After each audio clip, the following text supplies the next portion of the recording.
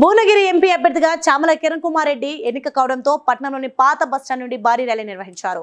ఈ కార్యక్రమంలో జిల్లా ఎమ్మెల్యేలు కుమ్మం అనిల్ కుమార్ రెడ్డి, ప్రభుత్వ విప్ బీర్లా ఎల్లయ్య, కాంగ్రెస్ పార్టీ నాయకులు, కార్యకర్తలు అధిక సంఖ్యలో పాల్గొన్నారు.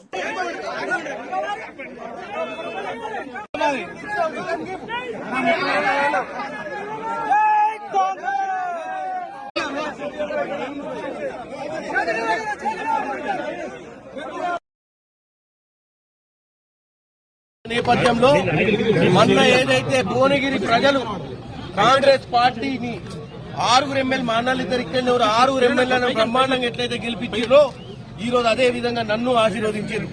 దీనికి అంతటికి కారణం మా కాంగ్రెస్ కార్యకర్తలు, మా అన్నలు ఎమ్మెల్యేలు, ఇక్కడ ఉన్నటువంటి ఎమ్మెల్యేలు అందరూ, అలాగే రాజగోపాల్ రెడ్డి గారు ఏదైతే ఇన్ఛార్జ్ కోఆర్డినేటర్ గా తీసుకుని ఇక్కడ పనిచేయడం వల్ల ఈ బ్రహ్మాండమైన విజయం సాధించగలిగినాం. మరొకసారి నేను భువనగిరి ప్రజలందరికీ చేతులెత్తి దండం పెడుతున్నా.